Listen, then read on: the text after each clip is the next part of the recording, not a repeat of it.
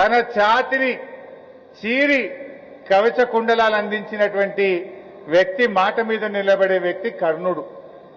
రేవంత్ రెడ్డి కర్ణుడా? క్రూరుడు.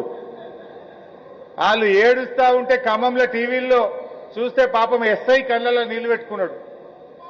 అక్కడ పోయి నిలబడ్డ ఎస్ఐ ఆ ఇండ్లు కూలగొడుతా ఉంటే గుండెలవిసిపోయే విధంగా అక్కడ అక్క చెల్లెలు ఏడుస్తుంటే పాపం ఆ బందోబస్తుకు పోయిన ఎస్ఐ కళ్ళల్లో కూడా నీళ్లు ఆగలేదు.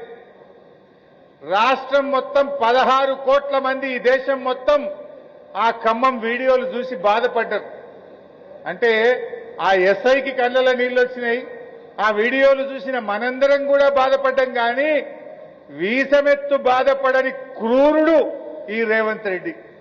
నువ్వు కర్ణుడివి కాదు, నువ్వు క్రూరుడివి. కర్ణుడికి నీకు కంపారిజనే లేదు.